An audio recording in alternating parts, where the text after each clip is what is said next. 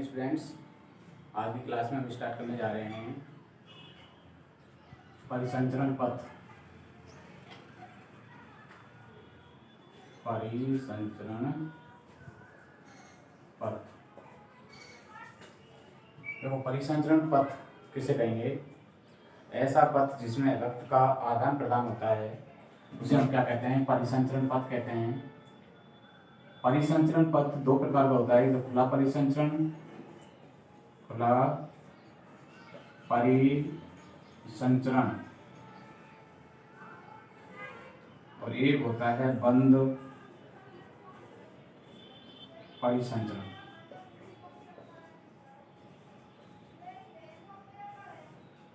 खुला परिसंचरण पथ किसे कहेंगे? कि इस पथ में जो रक्त है वो शरीर के अंदर क्या है? खुले रूप में बहता है। वाहिनियों के अंदर जो वाहिनी है, वाहिनियों से रक्त जाता है साइनस वीनस में, और साइनस वीनस एक खुली हुई संरचना होती है अंदर शरीर के अंदर, तो उसमें रक्त रहता है। इसलिए उसे हम कहते हैं कौन सा? खुला परिसंचरण। खुला परिसंचरण जो पथ है वो किस में देखने को मिलता है? ऑर्थोपोडा, ऑर्थोपोडा व मोलस्का, ऑर्थोपोडा व मोलस्का संघ के जंतुओं, संघ के जंतु।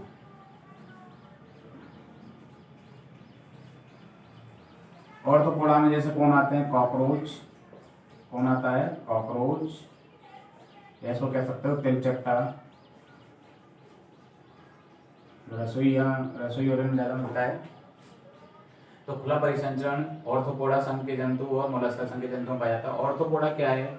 ऑर्थोपोडा एक सबसे बड़ा जंतुओं का एक संघ है जिसमें 80% जंतु इसी संघ के होते हैं। किसके? ऑर्थोपोडा के। बाकी 20% में सभी जातियां होती हैं। मोलस्का दूसरे नंबर का संघ है, इसमें उससे ऑर्थोपोडा से कम जंतु होते हैं। और ऑर्थोपोडा का जैसे एग्जाम्पल लें तो कॉकरोच, तिलचट्टा, इनमें खुला परिसंचरण देखने को मिलता है। बंद ऐसा परिसंचरण जिसमें रक्त वाहिनियों से, यूं कह सकते हैं वाहिनियों में बहता है। वाहिनियां जैसे धमनी, धमनी से केशिका, केशिका से सिरा, और सिरा से हृदय, इस तरह का एक बंद पथ में बहता है। इसलिए इसको बोलते हैं कौन सा? बंद परिसंचरण। इसमें बंद परिसंचरण में साइनस वीनस नहीं पाया जाता है। जो खुली हुई संरचना शरीर के अंदर होती है वो साइनस वीनस बंद परिसंचरण में नहीं पाई जाती है, इसलिए इसको बोलते हैं बंद परिसंचरण। बंद परिसंचरण किस में देखने को मिलता है? जैसे एनिलिडा, एनिलिडा व स्तनधारी, एनिलिडा व स्तनधारी संघ के जंतुओं में इस तरह का परिसंचरण देखने को मिलता है। परिसंचरण एनिलिडा व स्तनधारियों में। बंद परिसंचरण तंत्र मनुष्य के अंदर किस प्रकार का परिसंचरण पाया जाता है? मनुष्य के अंदर पाया जाता है बंद प्रकार का परिसंचरण पथ पाया जाता है। तो इस तरह से कितने प्रकार के परिसंचरण पथ हो गए? दो। खुला परिसंचरण, इसकी परिभाषा कैसे लिख सकते हैं? कि इस पथ में रक्त वाहिनियों से साइनस वीनस में जाता है। साइनस वीनस में जाने के बाद एक तरह से यूं कह सकते हैं रक्त शरीर के अंदर कैसा है? खुले प्रकार से बह रहा है, इसलिए इसको बोलते हैं कौन सा? खुला परिसंचरण। बंद परिसंचरण ऐसा पथ जिसमें रक्त वाहिनियों में बहता है, जैसे धमनी, धमनी से केशिका, केशिका से सिरा, सिरा से हृदय, इस तरह का सर्कुलेशन चलता रहता है, तो बंद वाहिनियों में बह रहा है, तो इसलिए इसको बोल देते हैं कौन सा? बंद परिसंचरण। बंद परिसंचरण के एग्जाम्पल एनिलिडा व स्तनधारी। स्तनधारी में मनुष्य ही है। मनुष्य के बारे में, मनुष्य का संरचना और परिसंचरण बात पढ़ेंगे मनुष्य का ही। और खुले में ऑर्थोपोडा, मोलस्का, मोलस्का में आ जाते हैं जैसे पाइला, डेंटेलियम, काइटिन, इस तरह के जंतु आते हैं। ऑर्थोपोडा में ये कॉकरोच, मधुमक्खी, ठीक है, इस तरह के जंतु आ जाते हैं। तो ये तुम्हारा परिसंचरण पथ हो गया। अब हम पढ़ेंगे आगे मनुष्य के बारे में। तो मनुष्य के सबसे पहले हम पढ़ेंगे हृदय की संरचना, ठीक है।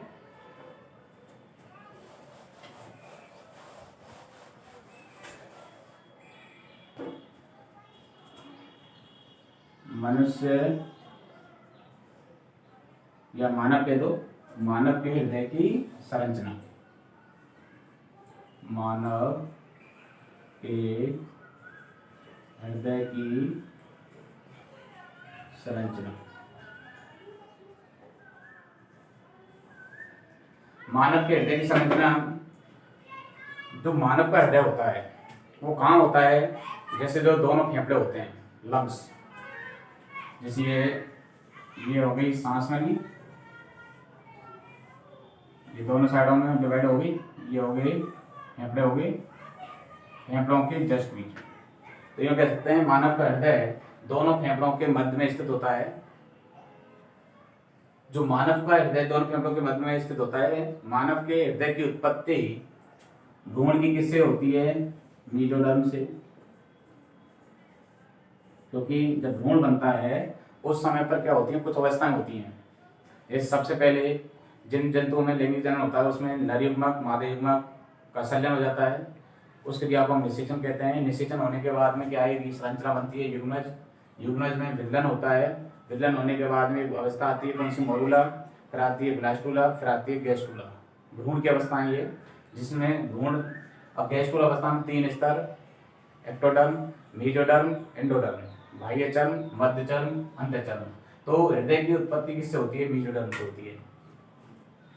मानव के हृदय का जो वजन है सामान्य व्यक्ति में वो लगभग कितना होता है? 300 ग्राम होता है। मानव के हृदय का वजन लगभग कितना ग्राम होता है? 300 ग्राम। कितने? 300 ग्राम। और मानव का हृदय जो है वो थोड़ा सा किधर झुका होता है? बाईं ओर। किधर झुका होता है? बाईं ओर झुका होता है। जैसे हो गया बायां और ये हो गया दायां, तो किधर झुका होगा? बाईं ओर झुका होगा। किधर झुका होता है? बाईं ओर। और एक मुट्ठी, मानव की जो एक मुट्ठी है उसके समान हृदय की संरचना होती है। एक मुट्ठी की तरह होता है, छोटा सा होता है और इतने शरीर के अंदर इतने कार्यों को करता है, मतलब पूरा सर्कुलेशन करना, ये मोटर का कार्य कर रहा है ये। तो देखो आगे हम, ये तो स्थिति बताई है मैंने कि हृदय कैसे कैसे होता है। अब इसकी संरचना पढ़ेंगे।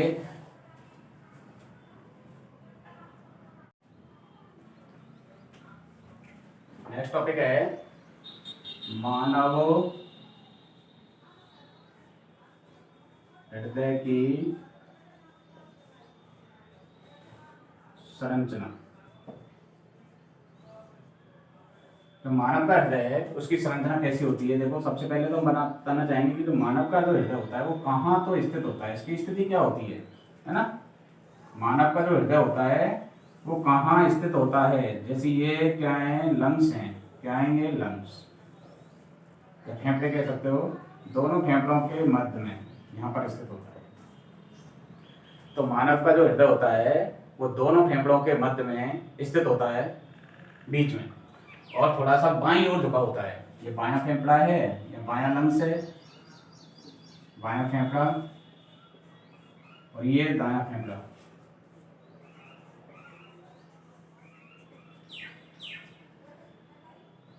मानव के हृदय की उत्पत्ति भ्रूण की किससे होती है? एक स्तर होता है उसका नाम है मीजोडर्म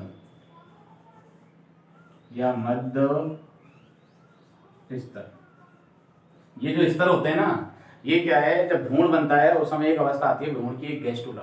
गैस्टुला अवस्था में एक्टोडर्म, मीजोडर्म और एंडोडर्म।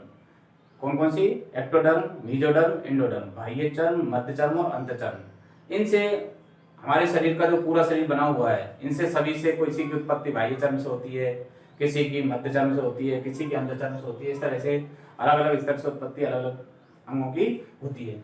तो मीजोडर्म से हृदय की उत्पत्ति होती है। मानव का जो हृदय है उसका सामान्य व्यक्ति में वजन कितना होता है? लगभग 300 ग्राम। कितना होता है? 300 ग्राम होता है। और हृदय का जो है एक मुट्ठी के समान संरचना होती है। मानव की जो मुट्ठी है ना, इस तरह की संरचना होता है ये। आगे देखो इसमें जो हृदय है वो किस तरह से होगा?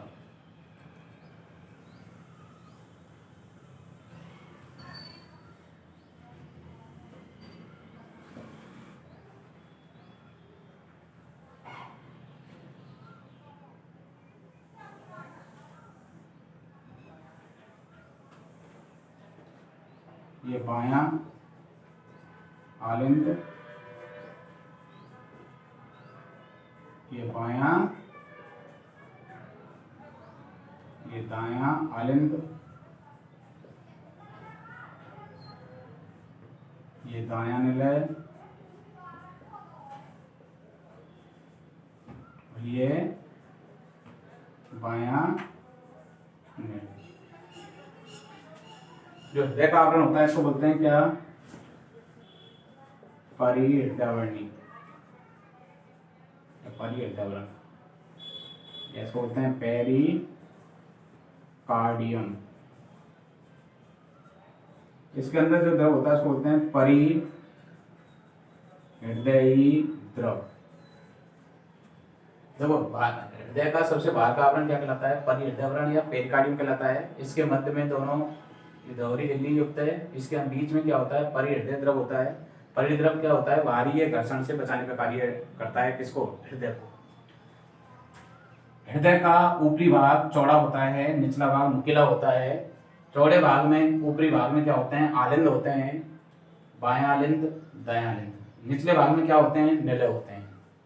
आलिंद जो होते हैं वो रक्त को ग्राही का काम करते हैं, और निलय होते हैं वो क्या करते हैं? त्यागी का कार्य करते हैं। ठीक है, आगे देखो।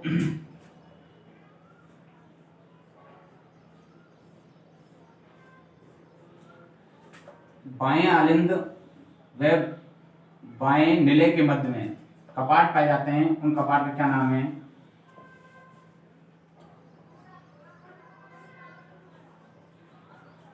परिहृदयी द्रव। इनके बीच में जो कपाट हैं उनका नाम है द्विवलन कपाट।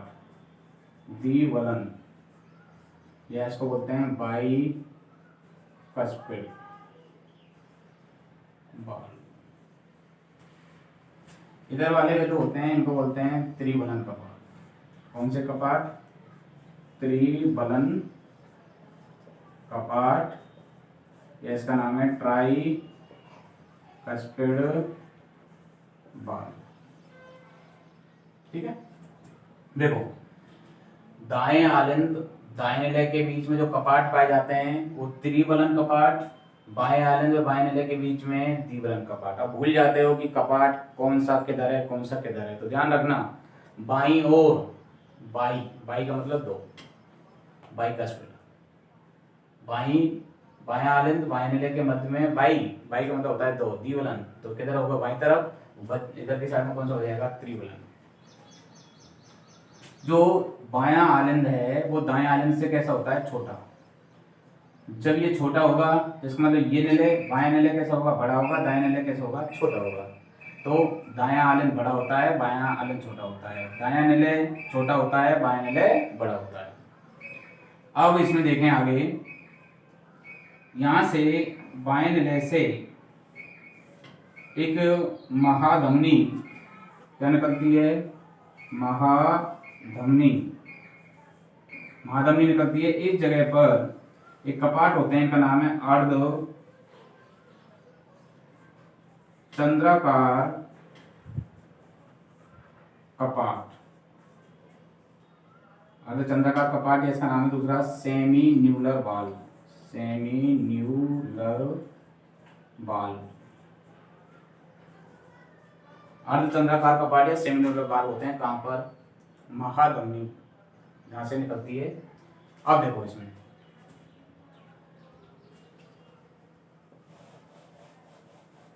जो दायां आलिंद है, दाएं आलिंद में एक तरह से जो रक्त को लाती हैं वो क्या होती हैं? महाशिरा होती हैं।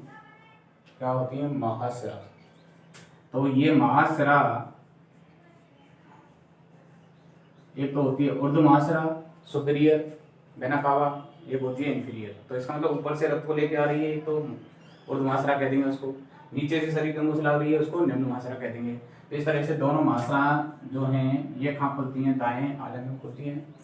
दाएं आलिंद में ये इस तरह से रक्त को लेके आ जाती हैं। दाएं आलिंद में दाएं निलय के बीच में कपाट हो ही गया। दाएं निलय से एक, दाएं निलय से क्या निकलती है? एक वाहिनी निकलती है। देखो ये फेफड़ों को जाती है इस तरह से, कहाँ से? दाएं निलय से। अब तुम्हें पता होना चाहिए रक्त को हृदय से ले जाती है, उनको क्या कहते हैं? धमनी। क्या कहते हैं? धमनी। तो इसका क्या नाम हो जाएगा? फेफड़ों को ले जा रही है तो इसके अंदर करेंगे फुफ्फुसीय धमनी, पल्मोनरी आर्टरी। ठीक है, फुफ्फुसीय धमनी हो गई, ये फेफड़ों में लेके जाती है, जैसे इसको यूं कर सकते हो, ये एक है लंग्स, ये लंग्स, ये लेके जाती है। अब फेफड़ों में क्या होता है, ऑक्सीजन आती है, ऑक्सीजन से रक्त कैसा हो जाता है, शुद्ध हो जाता है। शुद्ध होने के बाद में रक्त कहाँ जाता है, बाएं आलिंगन, इसमें लेके आएंगी। इसका क्या नाम होगा, फुफ्फुस से लेके आ रही है तो इसका नाम हो जाएगा फुफ्फुसीय, जो रक्त को हृदय में लाती है उनको क्या कहते हैं, सिरप, तो इसका नाम हो जाएगा फुफ्फुसीय सिरप। तो यूँ कह सकते हैं, बाएं आलिंद में फुफ्फुसीय सिरप बनती है, दाएं आलिंद में महासिरप बनती है, दाएं नेले से फुफ्फुसीय धमनी निकलती है और बाएं नेले से महाधमनी निकलती है। इन बाएं नेले के यहाँ पर और ये दाएं नेले से जो निकल रही है, इसके छोर पर क्या होते हैं, अर्धचंद्राकार कपाट होते हैं या सेमिन्यूलर वाल्व होते हैं, जो क्या करते हैं, जो हृदय में ध्वनि आती है, सेकंड ध्वनि वो इसी से आती है, फर्स्ट ध्वनि इनके कपाट के बंद होने से आती है। तो हम पहले तो हृदय की संरचना पढ़ रहे हैं, तो परिसंचरण पथ अलग से पढ़ाएंगे। तो देखो इस दोबारा एक बार स्ट्रक्चर समझ लें। मानव का हृदय, दोनों हृदय का ऊपरी भाग चौड़ा व नीचे का भाग कैसा होता है, नुकीला होता है। चौड़े भाग में क्या होते हैं, आलिंद होते हैं, नुकीले भाग में क्या होते हैं, निले होते हैं। आलिंद होते हैं वो रक्त को ग्रहण करने का काम करते हैं, निले होते हैं वो क्या करते हैं, त्यागने का कार्य करते हैं। दायां आलिंद बाएं आलिंद से बड़ा होता है, बायां निलय दाएं निलय से बड़ा होता है। दाएं आलिंद व दाएं निलय के बीच में त्रिवलन कपाट होते हैं, बाएं आलिंद व बाएं निलय के बीच में द्विवलन कपाट होते हैं। इनके बीच में एक छिद्र होता है यहाँ पर, नवजात शिशु में बाएं आलिंद दाएं आलिंद के मध्य में, लेकिन उसको बोलते हैं फोरामेन या फोसा ओवलिस, ठीक है, गर्त को इसके बीच में। लेकिन वो गर्त क्या हो जाता है, बिल्कुल ब्लॉक हो जाता है, जैसे बच्चा बड़ा होता जाता है उस तरह से, जिसको अपने हृदय का क्षेत्र भी कहते हैं इसको, लेकिन ये क्या हो जाता है, बंद हो जाता है। दाएं आलिंद में महासरा खुलती है, बाएं आलिंद में फुफ्फुसीय सिरा खुलती है। दाएं निलय से फुफ्फुसीय धमनी निकलती है, बाएं निलय से बाएं निलय से महाधमनी निकलती है, जिसके सिरे पर क्या होते हैं, अर्धचंद्राकार कपाट होते हैं। ठीक है, इसमें परिहृदयवरण आवरण के बीच में द्रव होता है, इसको क्या कहते हैं। नेक्स्ट टॉपिक है रुधिर वाहिनियां। रुधिर वाहिनियां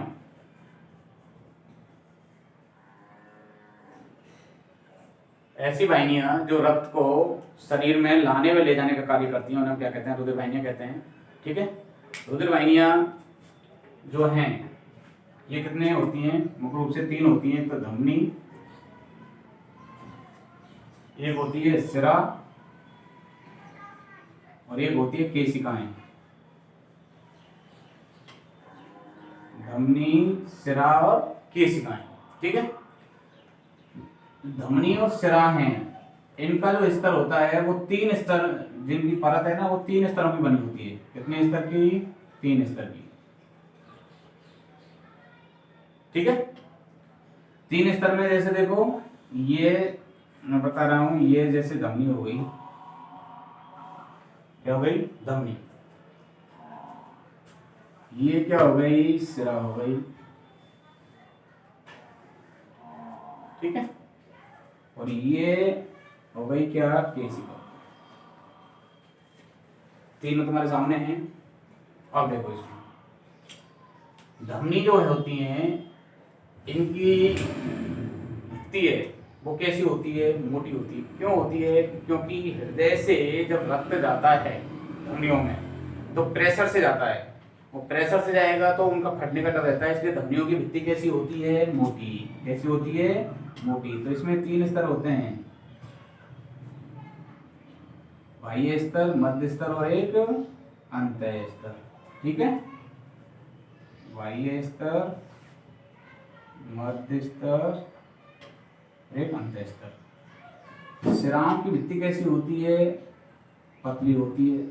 कैसी होती है, पतली।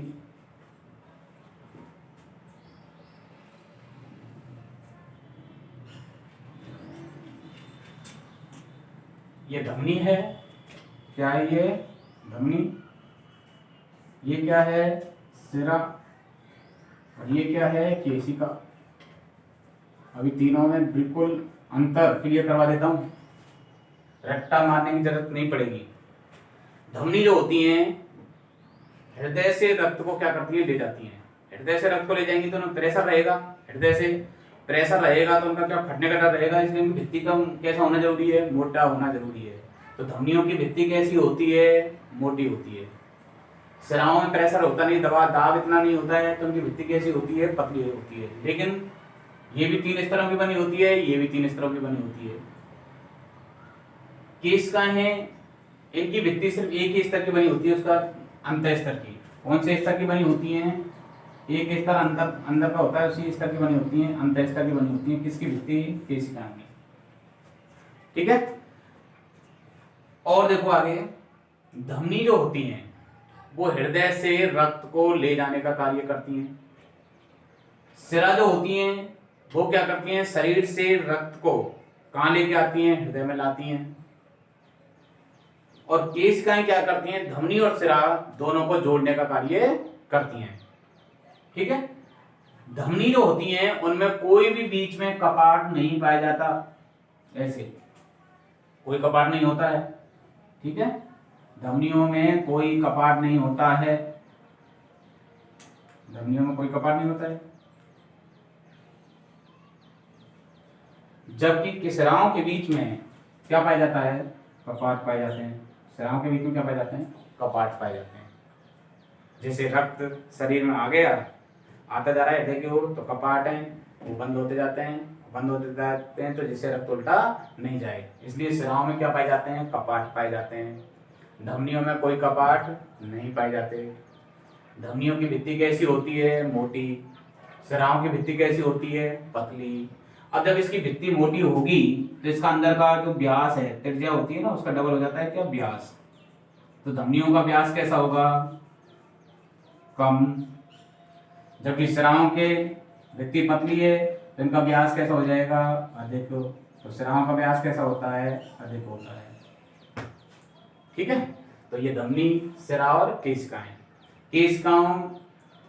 केशिकाएं में सिर्फ अंतःस्तर की बनी होती हैं, जो एक कांच के तरह बिल्कुल चिकनी होती हैं। धमनियों में हमेशा शुद्ध रक्त रहता है।